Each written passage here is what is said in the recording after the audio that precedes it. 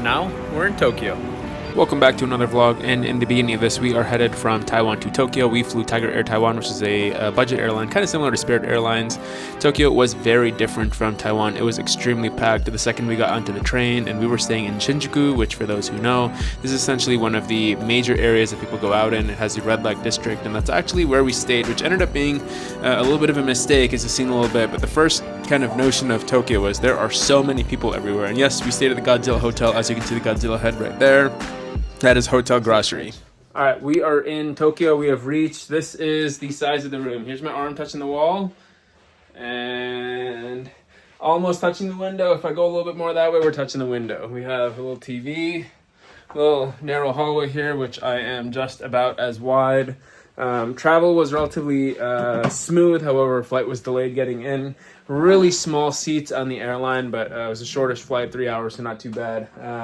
Tokyo is pretty much Manhattan, as long as wherever we are, Shinjuku right now, feels like Manhattan. There's lights everywhere, there's people everywhere, there's like music and stains and everything, so it doesn't really feel like we left the US. It's just like everyone's speaking Japanese, obviously. But otherwise, it's Manhattan. So first impression, much more happening than Taipei.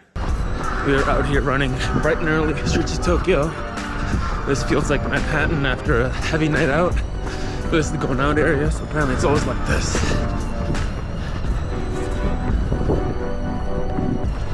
First thing, always coffee. Found a super cute coffee shop called Coffee Swamp. I think really, really good. Tessa can't taste it that much. Our first day itinerary was to head to Ginza in Tokyo, and the first spot was essentially to find brunch because we were pretty hungry, so we found this cute vegan spot, which actually ended up being really, really good. It was cool walking along the streets and seeing these temples kind of hidden in between a lot of this modern architecture of kind of the megacity that Tokyo is. And Ginza is pretty much just the mega center for all shopping. As you can see here, there's pretty much all the shops you could want. One of the reasons we really wanted to come here was the couple of Onitsuka Tiger stores, which are very popular shoes. I did end up buying some, and then obviously the big Uniqlo, the biggest Uniqlo in the world, the flagship store. For those of you who know me, you know I wear a ton of Uniqlo, and Uniqlo is amazing, so we definitely had to check this out, and also did end up walking out with quite a bit of stuff. Uniqlo in Japan is definitely cheaper than the US, not for that base level stuff, but a lot of that stuff that's between like $50 and $100 is definitely cheaper. We ended up pretty close to a pretty hype place called Age 3, I believe it's pronounced. We waited in line, probably for the longest that we waited for anything, and it was definitely worth it. The staff there worked super hard and very diligently on making these creations, and essentially what they are fried bread, split in half, stuffed with cream, with toppings on there. And despite us waiting for about an hour for these, I think they were probably worth it. Tessa had a strawberries and chocolate one, I had a caramel apple one, and I think we had a plain one as well, and they were all definitely worth it. Worth the wait. That night, somehow, we ended up doing a pizza tour, which wasn't in the original itinerary, but we made it work. We went to the three spots which are most hyped and kind of around the same area, which was Savoy, Strata, and PST. This was Savoy, and it was okay. It was decent. It was like a 7.2. They do pizza well, but it's nothing outstanding, and there's definitely better pizza in the US and in Chicago specifically. If you know me, I'm a pizza snob, so I had a bunch of comments on my Instagram page if you were following me there. If not, make sure you go over and do that. But like I said, it was okay. We went to Strata after Savoy, and we had to take it out. We didn't realize that there were so many places in Tokyo that you really had to get reservations for. So we ended up being in this park, and here I'm just saying that Tessa and I have eaten a lot of pizza in the park. That's actually some of our first dates ever when we first started dating. And once again, Strata was just okay, probably like a 6.8. I think it was my least favorite of the three. And then next we went to PST, which is a little bit of a walk away. It was a little bit better, probably like a 7.1. Their location was pretty cute though. It was a really nice, cute little shop with good ambiance, but otherwise pizza was, like I said, just okay, nothing outstanding. I don't understand what all the hype is about.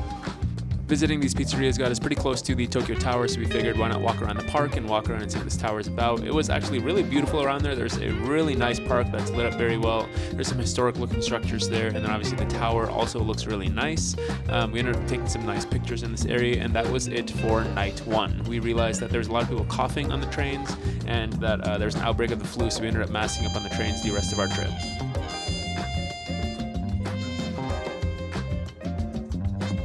It is day 2 in Tokyo. Yesterday was our first day, and honestly, pretty overwhelming.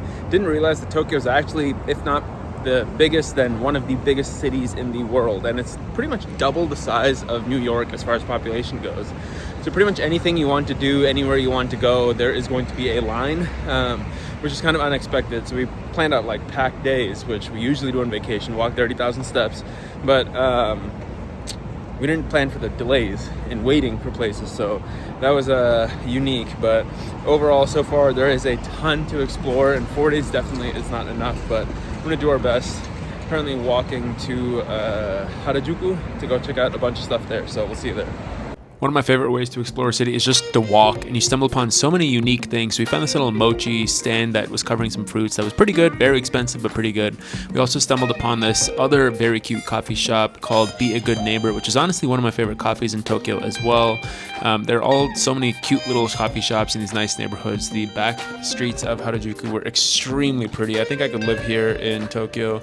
The first stop that Tessa had picked out was the Mame Shiba Cafe, and this is essentially a cafe where you sit down and there's a ton of Shiba Inus, Mame Shibas, which are small little versions of Shiba Inus that come around and play, and you can kind of hang out with them, pet them, and it's a pretty neat experience to just be surrounded with so many dogs, and it was one of the highlights of the trip for sure, especially for Tessa here. We ate lunch at a cute cafe that had some vegan ramen, which was pretty decent, and then we did some shopping. We bought a fair amount of stuff overall in Tokyo and in Harajuku. I bought some stuff, and then Tessa also bought a bag here. There's a guy who just walks a ton of dogs. I guess it's one of those features of Harajuku as well, which we saw. Once again, of course, had to get some more coffee and, of course, some more food. We walked down to Shibuya from Harajuku for more vegan restaurants for dinner. There was a vegan izakaya place that was amazing, followed by a vegan ramen place. We couldn't decide which one to do, so we actually ended up doing both. Definitely worth being bloated because both of them were excellent. Highly recommend both of them. The crazy part is that they were in the basement of a mall/shopping complex, which is crazy because in the basement of a US or anywhere in the West, you're not really finding the best food, but this was absolutely incredible. My favorite ramen. We did some shopping, or I guess more so like walking around and checking out what was in that mall before heading to the main event in Shibuya, the Shibuya Crossing. This is a view from the Shibuya sky, which we booked a reservation at, which is essentially just a tower or viewpoint up above it where you can see kind of across the entire area. And this is what pretty much everyone who comes to Japan has to see at least once. I know it's very tourist trappy, but you kind of have to see it. It's an absolutely crazy intersection, and I got some different footage of it, as you can see here. Honestly, the craziest thing is that it's not like it's the same group of people that are just continuing the crossing over and over. It's a different group every time, and a different group of people bunch up at that intersection when the light changes, and when it's go time, it's a new group of people every time. Sure, I did it about 3 or 4 times just because it was crazy, but for the most part, it is unique people each time, which makes this even crazier for the sheer amount of people that are in Shibuya. The Shibuya Sky experience itself was pretty cool. They have a well-structured kind of tour thing where they have this nice elevator that kind of looks like you're going to the heavens and you've kind of passed on from this life. And then the roof is actually a 360-degree view of the city of Tokyo, which is really nice. There's a lot of great viewpoints that you can see. You can see pretty much across the entire city. They have these lights up there at the top. And aside from just being able to see the Shibuya crossing from an elevated vantage point, it was just nice to be up here at night to see the entire city lit up here. And there is a famous escalator that you'll see a little bit into this clip where people take a lot of pictures as they kind of go down that escalator with the background of Tokyo. They also dressed up the area kind of like a mini teen labs, as you can see here, with some history and some kind of like placards of what you can see. Shibuya is also home to Hachiko. If you have not heard of her, then look up Hachiko. On the way back, we stopped for Matcha Tokyo because there was no line, and it's one of the well-regarded spots for matcha, and honestly overrated. I guess I'm just a hater. That is it for day 2 here in Tokyo. We did a ton of walking today, and my quads and feet are pretty sore. We try to walk as much as we can, so we walked here from our place in Shinjuku down all the way to Harajuku and then Shibuya, and that was kind of the main areas that we were in today. So we did a lot of walking, did some shopping. And our apartment here, a little hotel room, is getting pretty cramped with how much stuff we have. It's a really small room anyway. We're doing a fair amount of shopping, so our room's just getting more and more stuffed. Also with our dirty clothes because we don't have any way to wash it in a hotel. So definitely getting a bit cramped in here as far as general clothes go. But I have to have our nightcaps from 7-Eleven. I have some inari, which is incredible actually, from 7-Eleven. And then some apple ice cream. This hotel is right on top of a 7-Eleven, which is really, really convenient and really dangerous for these snacks because these konbinis, as they're called, have really, really good snacks. So it's pretty dangerous not to just get one on the way up to the hotel room, which is what I've been doing pretty much nightly here so far. So day 2, pretty good. We'll see you in day 3. It is Saturday morning. Tessa and I are doing our own things this morning because I really wanted to go check out what is known as Knife Street here. And close to Asakusa in Japan. It's pretty much some of the best knife makers in the world, and they're all on one street. So I'm gonna go check out some knives, might buy one if I find the right thing, but it should be fun. I'll take you along.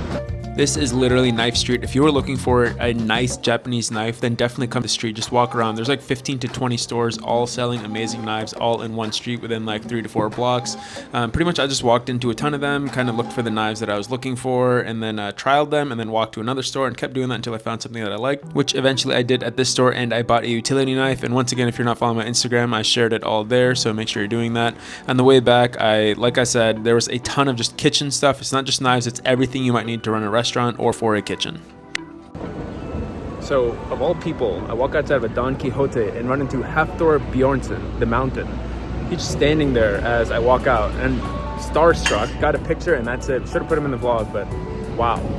Got my knife and walked around Asakusa, and then Tessa and I were meeting up for lunch near the Ginza area at a train station. And yes, a train station, because this another vegan ramen slash vegan Japanese place was at the bottom of a train station. Honestly, took us a really long time to find it, and it was just tucked away, but pretty good food. And once again, there's a line for everything, even a vegan restaurant tucked away in a restaurant. On the way home, we stopped for coffee and a little snack, and then we went over to the next part, which was Border Labs, which I hinted at just a little bit. Border Labs is an immersive art kind of experience, an interactive art experience that you kind of just walk through, you experience, and honestly it was pretty magnificent to see a lot of these different displays, and they're interactive, so when you kind of sit on that one, it kind of grows flowers and whatnot. This is a very trippy light room, which at first I thought I was going to run into all these lights and whatever was going on, but there's just a lot of cool stuff at Team Lab. So if you are ever in Tokyo, there's a couple of them. There's Team Lab Borderless, which is what we went to. There's also Team Lab Planets. I think Borderless tends to get a little bit better reviews than Planets. This next part was interactive, where we could draw a little thing and then scan it in, and then go on this little aquarium wall with everyone else's, which is pretty cool. Of course, I had to be a little bit funny with it and drew a turtle that was pooping because I'm a child. But anyway, it was a pretty good experience, and honestly, another one of the highlights of the trip.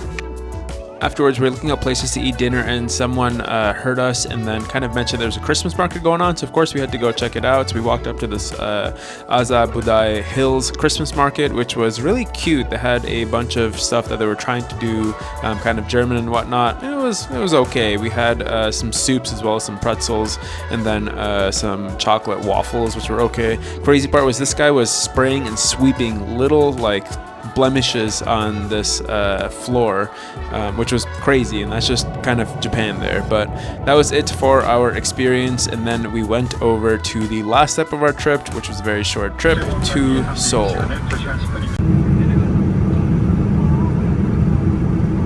We have made it to Seoul, South Korea. This is a extremely short trip here. We essentially just came here because when we fly, we try to use our points for good redemption. So the only good redemption or decent redemption we can get was business class from Seoul back to the States. So that's why we're here. We didn't want to come in just the morning of, because if there's some sort of issue with that flight, then we've missed our international flight back. So we came here the day before. We're just gonna chill here tonight. It's like 6 p.m. We're gonna get dinner, walk around. Tomorrow morning, we have kind of all morning and afternoon.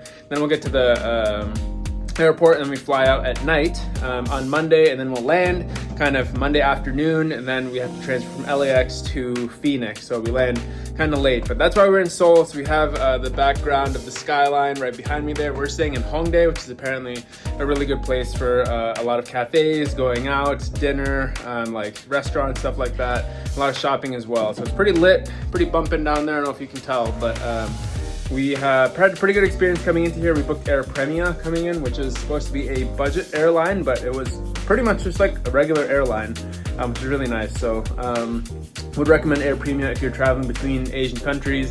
And I think they have a flight between LAX and Tokyo as well. So if you want to do that, also a good option. But we're going to get kind of recombobulated here and then head out to go to dinner.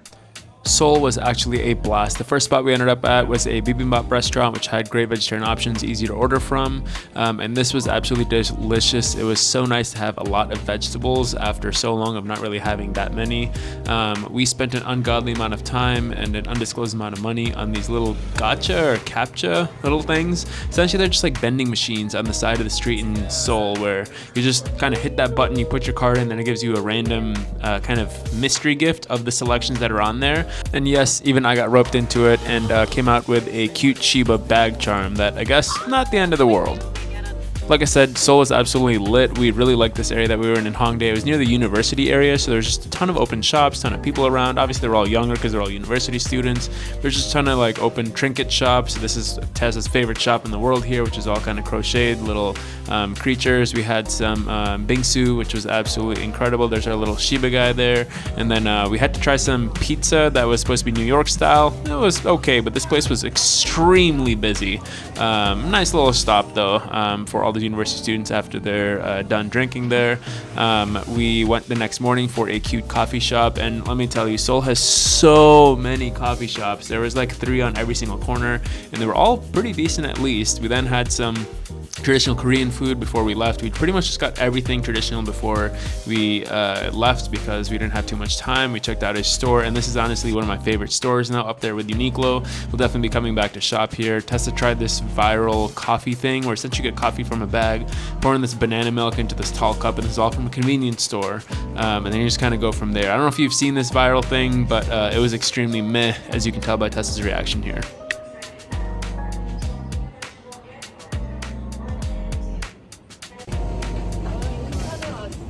That's it for Korea. Back to the States we go.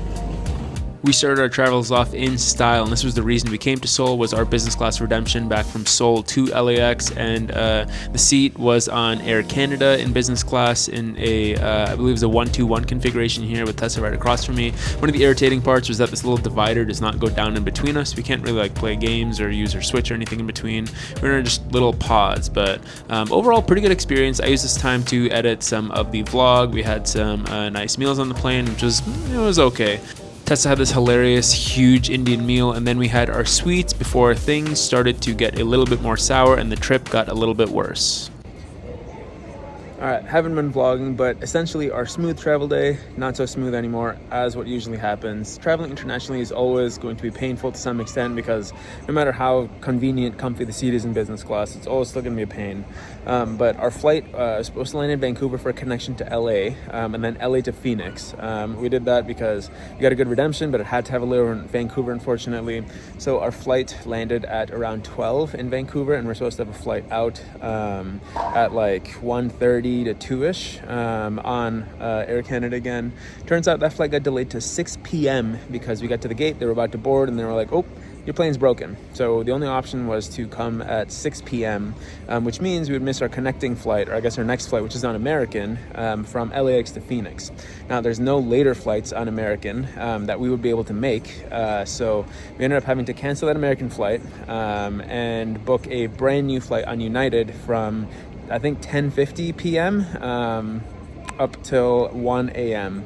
is when we land in Phoenix. So I guess not the worst travel day. It's still going to be less than 24 hours overall, which is not terrible. There were some people at the counter which would miss their flight to New Zealand, which is a much bigger flight to miss. So not the worst thing in the world, but also quite inconvenient. So pretty much just in the airport for the last 4 hours, chilling, getting some work done, catching up on stuff that we missed while we were on vacation, and working on the vlog. And now hopefully we're about ready to board soon to get to LAX, and hopefully we can catch that next flight from United to get back to Phoenix.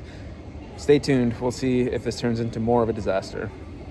So we went from Vancouver to LAX, which is a 3-hour flight, and honestly at this point we were pretty tired and trying to hold through for our jet lag plan, and the idea was to stay awake as long as we could so we could crash once we got home. We got to LAX and we had to get our bags from the bag claim and then go all the way, check them back in, and get onto our flight to Phoenix. After 21 hours of travel, we finally made it back to Phoenix. We started at 3 a.m. local time here in Phoenix, and it is now 1 a.m. Wait, so that's 22 hours. Finally. Got home at about 1:30ish last night. Couldn't really fall asleep until about 2:30, but here we are. 6:55 a.m. headed on the way to work in scrubs because can't take another PTO day off. They're very valuable. I try not to waste as many of those as I can. But here we are off to work and back to the regular old car vlogs. If you made it all the way to the end of this video, then you a real one. Thanks for watching. This last week was pretty much very boring, just recovering from travel and going to work. Very boring. I honestly forgot to record all of it just because I was pretty tired. But once again, thank you for watching. That's it for this vacation vlog part 2. Stay tuned. We are back to regular day in the life of myself as a physician who does a bunch of other stuff. So subscribe for more. See you in the next one.